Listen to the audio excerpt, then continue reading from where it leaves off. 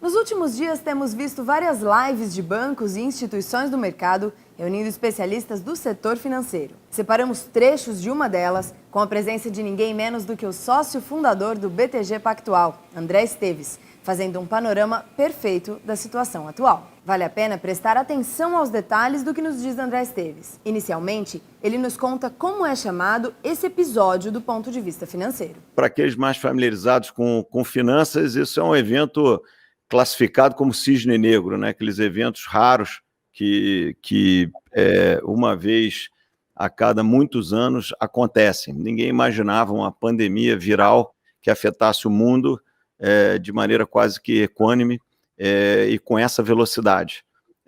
Portanto, exige uma resposta original, um comportamento nosso original. E ainda tivemos um outro cisne negro de menor proporção, que é uma crise do petróleo ao contrário, né? Essa crise entre Arábia Saudita e Rússia, que fez com que trouxesse uma enorme incerteza nos preços do petróleo. Então, acho que é um evento menor, mas que também tem sua contribuição no cenário atual. Ou seja, é muito cisne negro para pouco lago, o que obviamente traz aqui um problema importante. Mas, sem dúvida alguma, eu acho que a pandemia de Covid-19 é o tema mais importante. Mostrando que estudou o assunto, até mesmo para analisar o panorama completo, André Esteves fala de remédios e da eventual futura vacina. Muito tem se falado sobre remédio, vacina, etc. E algumas falsas esperanças, e nesse mundo de fake news, eu queria fazer dois comentários. Aqui, muito tem se colocado que a cloriquina ou a hidroxicloroquina, principalmente em tratamento conjunto com tradicionais antibióticos usados na pneumonia, tem um efeito de cura. Isso ainda também é uma evidência mais empírica do que científica. Tanto o FDA quanto a Organização Mundial de Saúde estão recomendando em ambiente de conformidade, ou seja, aquele ambiente que ainda é um teste para pacientes crônicos. Isso está no protocolo de vários hospitais, incluindo o Hospital Monte Sinai de Nova York, ou Einstein, Rede D'Or aqui no Brasil, mas apenas para aqueles pacientes mais graves e também em caráter ainda, vamos dizer, experimental. Esses são remédios que trazem um efeito colateral importante, mas, obviamente, se o sujeito tem uma enfermidade muito grave, parece ter alguma correlação, ainda não comprovada cientificamente. Importante a gente ter isso para entender onde é que a gente está do ponto de vista de remédio. Já o Remdesivir, que é um outro tratamento, que no fundo você poderia até expandir do próprio Remdesivir para uma nova classe de antivirais que tem sido produzida, que mais ou menos como foi a evolução dos antibióticos, são antivirais de largo espectro. E o Remdesivir, que é esse remédio americano feito pela Gilead, que é uma empresa de biotecnologia americana, ele está sendo testado em várias frentes e existe dentro da comunidade científica médica uma esperança muito grande, quase que uma certeza de que algum efeito esses antivirais de última geração vão produzir nessa doença. A boa notícia sobre esses antivirais é que é muito mais fácil do que você aprovar uma vacina, né? Muitas pessoas têm falado, puxa, vai aparecer uma vacina tal, e eu já vou falar sobre isso. A vacina demora muito mais tempo para você ter uma vacina segura e que possa ser aplicada em larga escala. Agora, muito provavelmente, antivirais ou coquetéis de antivirais, eu acho que eles podem estar disponíveis em questão ou de semanas ou de poucos meses para nós. A vacina, a gente já não deve olhar dessa maneira. Apesar de ter muita coisa sendo testada, o caso base é que a vacina seja uma coisa mais longa, mais para muitos meses, ou talvez para o ano que vem. Isso não é inútil. Por que não é inútil? A referência mais comparável ao que a gente está passando aqui no momento, talvez tenha sido a gripe espanhola, que ela eclodiu na Europa em 1918, foi altamente, uma taxa de mortalidade muito alta, obviamente que não havia comunicação, não havia essa capacidade de educar rapidamente a população, uma enorme ignorância sobre o que estava acontecendo, mas ela eclodiu em 1918, teve um efeito devastador, só que ela se dissipou e depois, na estação fria, novamente, em 2019, ela veio com muito mais força. Na verdade, morreram muito mais pessoas em 2019, quase que 5 vezes mais pessoas em 2019 do que em 2018. Então, é importante o teste da vacina, porque ela pode, esse vírus, assim como outros já aconteceram, eles podem passar por todos nós, hibernarem e voltarem de novo na estação fria do ano seguinte. Então é importante, sim, todas as pesquisas estão sendo feitas com vacinas, mesmo que elas só estejam disponíveis para grandes populações daqui a muito tempo. Partindo depois para as questões econômicas, André Esteves fala de vários assuntos interessantes, dos quais pensamos alguns trechos. Muita gente tem perguntado, muitos de vocês têm nos questionado sobre essas duas estratégias de lockdown, né? Se a gente tem que ir num caminho de vamos esquecer esse lockdown e como talvez tenha sido colocado no pronunciamento do presidente ontem à noite, ou se, na verdade, a postura das lideranças regionais, municipais ou estaduais de vamos fazer esse lockdown, e alguns até defendendo um lockdown muito extenso como o único caminho possível para enfrentar a situação. No fundo, a gente acha que ambos os lados estão com as melhores boas intenções. Isso aqui, obviamente, que é uma coisa nunca antes testada. Agora, o que nos parece o caminho científico correto, e aí ponderado aos efeitos econômicos, é você usar das duas estratégias. É absolutamente necessário a gente fazer algum tipo de controle, como está sendo feito agora, pelo menos a nível de Brasil, nós estamos praticamente em todo o território nacional com algum nível de lockdown, ou de maneira importante, e ele é absolutamente necessário. Agora, por outro lado, também é muito importante que ele tenha um prazo limitado de tempo. Tem um enorme custo para a sociedade você manter esse status quo por muito tempo, por meses. Eu acho que o lockdown ele deveria ser aplicado por algumas semanas, muito provavelmente poucas semanas. O objetivo dele não deve ser impedir que a população não vai ter o contágio do vírus, mas ele deve permitir que o Estado, os governos se preparem, criem os hospitais de campanha, treinem seus profissionais de saúde, eduquem a população. É o efeito de achatar a curva do contágio. Mas uma vez tudo preparado, a gente deveria liberar os mais jovens, os menos vulneráveis, para uma vida mais normalizada, claro que protegendo, resguardando aqueles mais velhos, mais frágeis, do contágio imediato. Então, essa é a maneira ótima. Eu acho que aqui todos nós,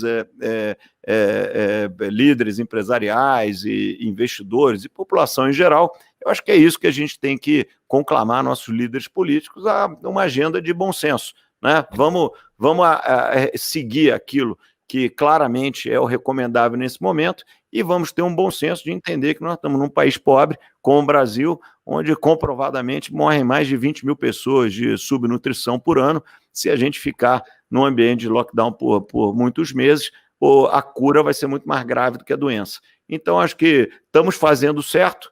Agora, muito provavelmente, em algumas semanas, poucas semanas, está na hora da gente começar a liberar a população menos vulnerável para uma vida normal, porque nós já vamos estar com os hospitais de campanha prontos, os profissionais treinados, a população muito educada em novos hábitos sanitários, em como se proteger, etc.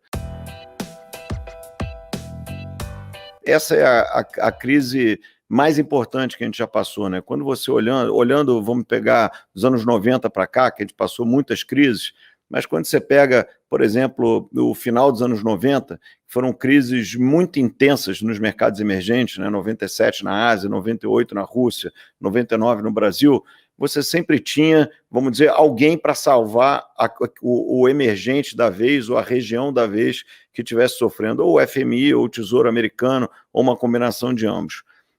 Quando você avança e teve uma crise no G7, primeiro 2008, 2009 nos Estados Unidos, ou 2010, 2011 na Europa, você tinha uma China bombando e que fez com que os mercados emergentes sentissem muito pouco aquele drama que se passou nos Estados Unidos e na Europa. Dessa vez, a gente está vivendo uma coisa única nessa geração de gestores financeiros ou de empresários, ou de investidores, que é uma crise global, simultânea em todos os lugares, onde as pessoas têm um certo grau, vamos dizer, as instituições têm um certo grau de colaboração, mas todos estão pensando primeiro no que está acontecendo no seu país, que é alguma variante desse efeito terrível causado pelo vírus. Então, é uma crise única e uma crise nova para todos que estamos por aqui.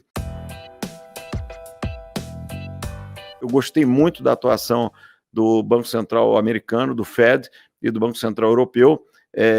Eu acho que é importante que eles vêm de pouco mais de uma década, ou de uma década de uma crise profunda. Então, os sistemas financeiros estavam muito sólidos, muito bem regulados, e esses bancos centrais muito educados em respostas rápidas.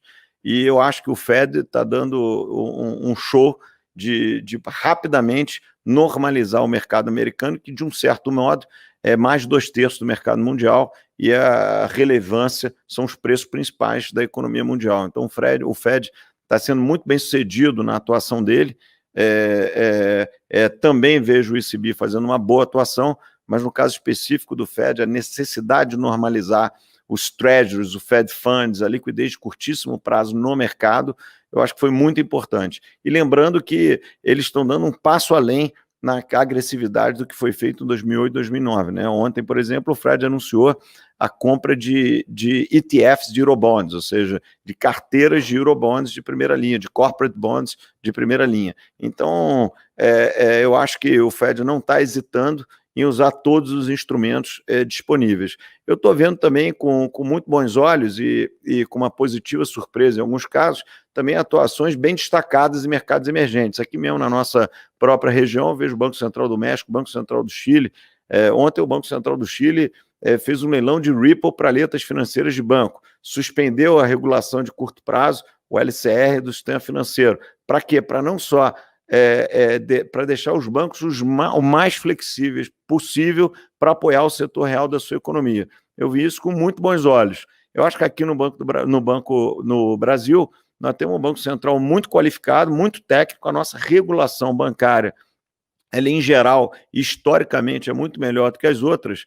Agora, eu acho que a gente ainda está tímido na atuação. Eu acho que toda essa judicialização, vamos dizer que o setor público brasileiro passou, etc., no passado recente, tem talvez criado uma resistência, uma preocupação excessiva de você fazer alguma coisa um pouco mais original. Agora, aqui a boa notícia é que não precisa mais ser original, basta copiar os programas que foram bem-sucedidos na Europa, nos Estados Unidos ou mesmo aqui do lado, na América Latina. Então, eu acho muito importante uma atuação mais enfática do Banco Central, e o problema não é a liquidez no sistema, é fazer essa liquidez fluir para o setor real da economia, que é quem vai sentir, obviamente, por mais que a gente faça um lockdown de 2 ou 3 semanas, a contração já está feita. Né? Nós vamos viver um período, ou talvez um trimestre, que a palavra certa não é nem de recessão, mas de depressão, não só no Brasil, mas como em várias economias. Por mais que a gente esteja dando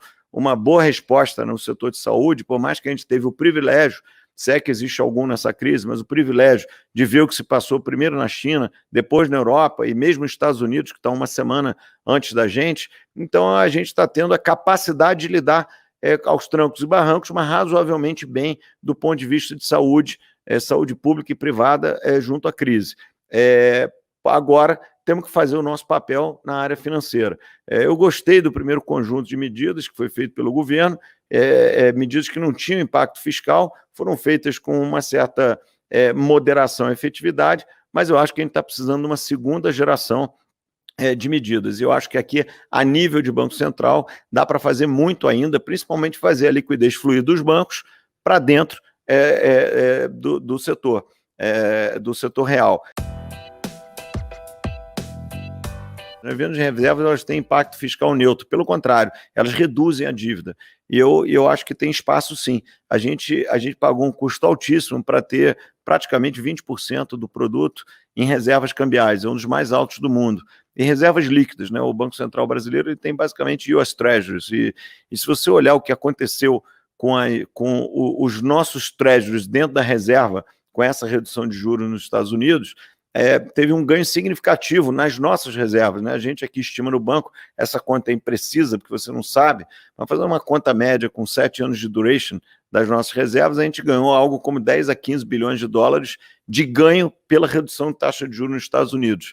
Ora, eu acho que, para começar, tivemos esse benefício, quase como um lucro que o país teve. E tem um segundo lucro, né, que nós estamos, o país ele é net aplicador em dólar, né? A gente tem muito mais reservas do que dívida pública dolarizada.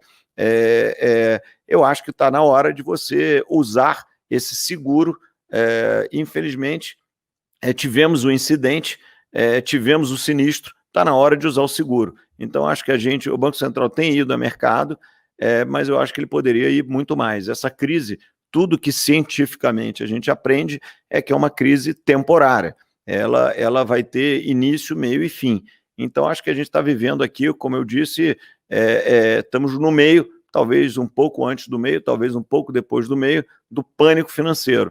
E eu não gosto de ver a moeda continuar a desvalorizar desse nível. Um Banco Central com o grau de reservas que a gente tem e estando comprado liquidamente em dólares, eu acho que poderia atuar de maneira mais assertiva. Todos nós sabemos dos desafios presentes. Esse desafio sanitário, vamos chamar assim, ele está sendo feito com relativamente poucos recursos, ele não está ainda comprometendo o orçamento de maneira definitiva. O que vai comprometer e que pode comprometer de uma maneira definitiva é como lidar com a paradeira econômica, né? A gente tem uma lição recente, que foi 2008, 2009, onde a gente atuou num primeiro momento, eu acho que de modo anticíclico, de maneira muito pertinente. Agora parece que a gente se esqueceu de que a crise ela terminava, né? Passou o epicentro da crise e não só a gente manteve os estímulos, como a gente extrapolou os estímulos. Deu no que deu na região, na recessão mais profunda que a gente viveu, que foi essa em torno de 2014, 2015, 2016, com consequências políticas gravíssimas, o impeachment da presidente e etc. Então, acho que a gente deve usar o passado como guia para o futuro, e eu acho que fazer os ajustes, obviamente que vamos ter que dar um apoio para a economia, e por isso que eu tenho insistido um pouco no papel do Banco Central. O Banco Central ele tem tudo para fazer uma atuação determinante sem custo fiscal. O sistema financeiro não precisa de subsídio nenhum para poder irrigar o setor real. Então, acho que uma boa parte do trabalho ela pode ser feita via Banco Central sem custo fiscal. Então, o Banco Central anunciou na segunda-feira, por exemplo, a intenção de fazer uma medida de comprar letras financeiras garantidas por empréstimos feitos pelos bancos, com uma overcolaterização, que nada mais é do que a cópia de um programa europeu que foi feito com muito sucesso há algum tempo atrás e está sendo repetido por alguns bancos centrais no mundo inteiro. Esse programa tem custo fiscal zero, tem subsídio zero e, ao mesmo tempo, consegue empurrar a liquidez do sistema financeiro para o setor real da economia, fazendo a função primordial do sistema financeiro, que é passar de poupança para crédito, e quando os canais estão um pouco emperrados, o Banco Central pode cumprir esse papel. André Esteves falou que é contra a eventual queda da taxa de juros. Ele explica que se a taxa de juros cair mais, vai haver um movimento contracionista. Muita gente tem clamado mais reduções de taxa de juros. Eu não gosto dessa ideia. Eu acho que até a última rodada de redução de taxa de juros eu já não era muito favorável. Por quê? Obviamente você reduz a taxa de juros para ter um movimento expansionista na economia. Se a gente reduzir mais a taxa de juros, o movimento vai ser contracionista na economia. Por quê? Porque a curva de juros vai empinar, o crédito vai ficar mais caro, o dólar vai se valorizar mais, o real vai se desvalorizar, os agentes vão ficar mais inseguros, o risco vai subir e, portanto, o crédito vai contrair. Então, se você reduzir mais os juros, ele vai ser contracionista. Então, o Brasil não é os Estados Unidos ou a Europa, a gente ainda não tem essa liberdade. A gente está vivendo a primeira vez uma grande crise global que a gente não precisa subir os juros, já é uma enorme notícia, mas não ganhamos o direito de levar os juros a zero. Se a gente levar os juros a zero aqui, vai ter uma explosão financeira que vai ser muito pior do que se você subisse o juro para 4,5%, por exemplo, onde ele estava alguns meses atrás. Então, para isso aqui está muito claro, o juro tem que ficar onde está. pelo menos enquanto a gente estiver vivendo esse pico de crise financeira. Pode ser que lá na frente tudo se estabilize, a inflação muito baixa, tal, você possa ter nova rodada de taxa de juros. Agora não é a hora de fazer isso e não me parece recomendável. Dito isso, eu acho que a gente tem que usar o máximo dos nossos instrumentos sem impacto fiscal.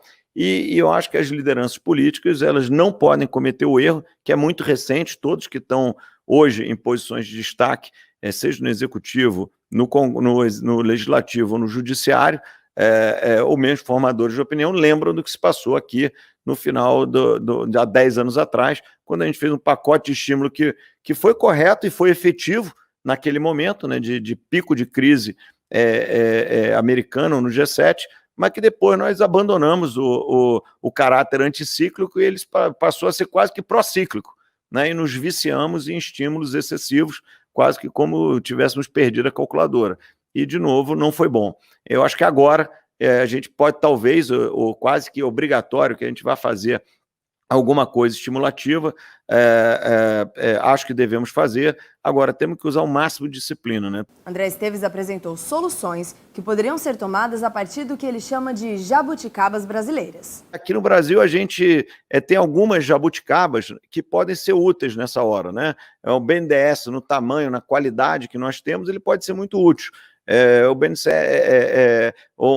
dois grandes bancos públicos, que é Caixa, Banco do Brasil, também podem ser muito úteis. Estamos vendo a liderança da Caixa sendo muito proativa em anunciar medidas e ações, e está tudo lá. Eu não inventaria muita moda dentro dos bancos, agora eu copiaria a nível de Banco Central os programas que foram bem-sucedidos na Europa e Estados Unidos. Aqui não tem muito segredo, você não precisa dar subsídio para ninguém, né? Na Europa tem um programa muito bem-sucedido, que foi o LTRO, se você fosse traduzir para português, seria algo como litro, é assim que os reguladores locais se referem, e lá na Europa o litro precisou ter até um subsídio, que os bancos tinham um problema de resultado. Aqui no Brasil os bancos não têm problema de resultado, não precisa nem ter subsídio, você pode emprestar a Selic sem subsídio algum, garantido pelos créditos que os bancos venham a dar, mas empurrar um pouco o sistema financeiro para poder irrigar o setor real da economia. Então, acho que tem espaço para fazer isso sim, tanto a nível de empresas maiores quanto a nível de empresas médias.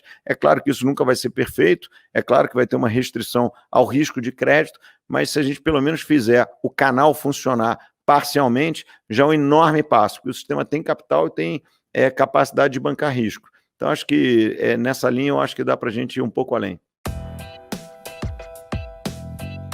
Por exemplo, eu posso falar uma coisa aqui simples. Se você lê o estatuto da BNDESPar,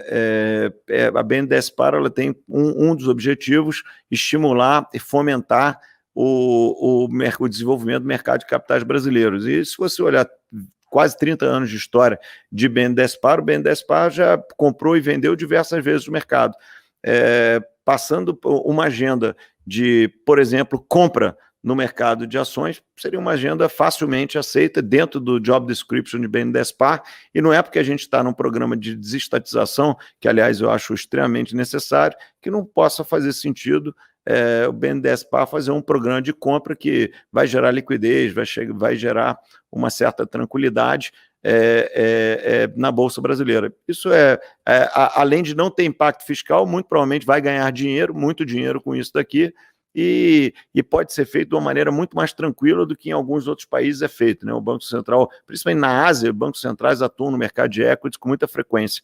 Eu não acho que o Banco Central do Brasil deva fazer isso. Agora, nós temos o privilégio de ter um BNDES aqui, e principalmente um BNDES que está se desestatizando, está indo para um tamanho muito mais adequado ao tamanho da economia brasileira, e numa hora dessa, eu acho que pode usar o seu balanço, que é muito mais ágil e tem mecanismos muito mais simples de fazer, de operar no mercado de ações brasileiro. Acho que seria muito útil, muito simples, não precisar nenhum programa esdrúxulo, nenhuma invenção da roda e, de novo, sem custo fiscal. Pelo contrário, vai ganhar dinheiro no médio prazo. Sobre o que todo mundo quer ouvir, ou seja, as dicas de alguém tão bem-sucedido como ele no mercado financeiro e que, nas palavras do professor Delfim Neto, é o mais sofisticado dos investidores brasileiros, André Esteves aponta alguns sinais. Eu colocaria, antes de falar o que está caro ou está barato, algumas regras de bolso. Eu não faria uso de alavancagem agora. eu acho que a incerteza é muito grande para você fazer uso de alavancagem. Apesar do custo do dinheiro estar relativamente baixo, o spread ele vai aumentar e eu acho que a incerteza é o suficiente para você não querer usar alavancagem ou se endividar para comprar algum tipo de ativo financeiro. Isso é altamente não recomendável. Segundo, também não faria um descasamento de moeda. Para quem tem alguma dívida em moeda estrangeira no seu negócio, no seu portfólio, apesar de eu achar que o real a 5 ou acima de 5 ele parece muito barato, né? É fácil você notar isso por poder de paridade de compra. Aqueles que viajaram recentemente ao exterior, é fácil de notar que uma corrida de Uber em Nova York é muito mais cara que no Brasil, um jantar fora ou um corte de cabelo, qualquer coisa atrelada a serviço, que é melhor de você comparar, é muito mais barato no Brasil. E como a inflação tem sido muito baixa, toda a desvalorização ela tem sido real aqui no Brasil. Então a gente naturalmente está com a moeda barata. Agora, isso não deve ser motivo para você se endividar em dólar. Então, acho que a segunda lição é não se endividar em dólar. A terceira lição, que também é básica para o mundo de investimentos, é também diversificar. Você pode até ter sentido você fazer alguma alocação, comprar uma letra financeira pré-fixada, uma LCI, LCA pré-fixada, botar um pouco de dinheiro na bolsa, comprar uma cota de um fundo imobiliário que caiu muito. Agora, diversifique seu portfólio. Não concentre suas apostas. Por mais convencido que você esteja sobre um ativo financeiro ou uma certa classe de ativos financeiros, você não deve fazer tudo todo o seu portfólio em um ou dois alternativas. Eu acho que o Brasil, o mercado de capitais se sofisticou o suficiente. Então, hoje você tem disponível em plataformas como a nossa aí, vários asset classes, várias alternativas. Então, a terceira recomendação é você diversificar seu portfólio. Dito isso, e olhando para a fotografia de preços, eu acho que a incerteza é extrema. Agora, naturalmente, a Bolsa caiu 50%, voltou um pouco ontem e hoje. Eu não mexeria demais aqui. Eu acho que aqueles para os profissionais já é um mercado muito difícil. Para aqueles que são investidores, eu acho que se inventar muito provavelmente vai perder dinheiro. Então, eu não mexeria demais com o portfólio. Quem tem alguma alocação de ações, eu manteria, de novo, evitando alavancagem, evitando concentrações extremas, mas eu diria que, mesmo com toda a crise pela frente, pode ser que a Bolsa esteja num patamar atrativo, ou pelo menos ela não parece cara. Então, essa é uma visão de Bolsa. Sobre juros, eu acho que os juros não deveria cair mais. Por outro lado, a curva ela inclinou muito. Então, hoje os juros caíram muito no Brasil, ontem também, mas esse meio da curva aí, 2022, 2023, ou em outra linguagem, papéis de 2 anos pré-fixados, eu acho que eles estão pagando uma taxa de juros razoável. Todos os grandes bancos subiram o preço das suas captações, então hoje você compra papéis de 2 anos a preços atraentes. Ah, mas a taxa no 2029 subiu mais ainda. Mas 2029 no Brasil é infinito. Nessa situação é infinito ao quadrado. Então, não vamos inventar moda de 2029, 28, 27, isso aqui não dá para ver. 2022, 23 dá para você ver e dá para entender. Então, quero ter aqui o meu patrimônio, vou comprar um pouquinho de pré-fixado, esse CDI está 3%, eu consigo comprar 7 aqui, vou comprar um papel do Itaú, do Bradesco, BTG, Santander, algum outro papel garantido pelo FGC, não vejo problema nenhum nisso, e pelo contrário, acho saudável uma boa diversificação. Por último, a moeda, eu acho que, a despeito do preço, eu vejo como bastante, seria bastante cauteloso em fazer uma aposta desse tipo, né? É claro, ninguém aqui está com viagem ao exterior agendada, né? Acho que a viagem ao exterior já adiamos, então ninguém está com a necessidade de comprar moeda no curto prazo. Claro, aqueles que têm filhos estudando no exterior tal, devem fazer um programa de compras, mas eu acho que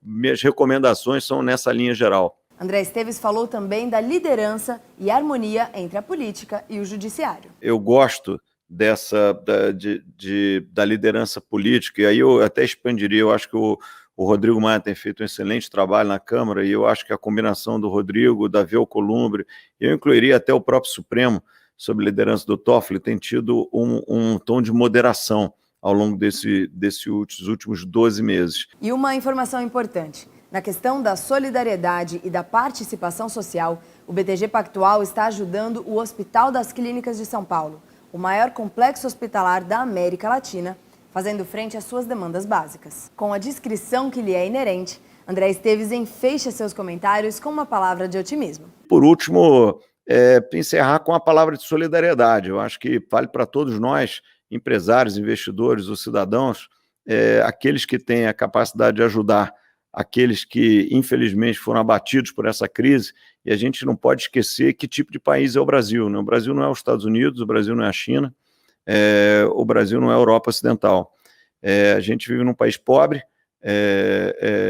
desigual, com muitas carências. Então, nós que tivemos o privilégio de ter educação e renda, eu acho que nessa hora a gente também deve estender a mão, que o efeito vai ser muito grande, né? O subemprego no Brasil, ele é superdimensionado em relação a quase que qualquer outra economia do mundo. E isso vai ter um efeito muito grande. Então, acho que nessa hora, a gente como população, aqueles que têm o privilégio de estar aqui participando de um bate-papo como esse, puderem estender a mão, também vai fazer diferença. De novo, essa crise, por mais que as incertezas sejam enormes, mas tudo passa. Ela tem início, meio e fim, e tudo que a ciência nos diz até agora é que vai ter fim, e ele não é muito longo. Os efeitos econômicos eles vão estar com a gente por muito tempo, mas eu não estou vendo motivo para tanta ansiedade assim. Vai acabar esse lockdown em algum momento, a vida vai voltar a ser o que ela era, e o mundo sempre parece que acaba. Agora, a verdade é o seguinte, em milhões de anos ele nunca acabou, então não vai acabar dessa vez. Então acho que é serenidade, compaixão, calma, e a gente vai ter um futuro para construir, como sempre, pela frente. E a boa notícia é que o futuro depende de nós, e somente de nós. Então, acho que essa é a minha mensagem aqui. Eu sei que o momento é de muita ansiedade, tanto a nível pessoal, mais até do que a nível de investimentos. Agora, a mensagem é de cabeça no lugar, pé no chão, um pouco de serenidade, e que vai ter sempre um futuro a ser construído e que depende de nós.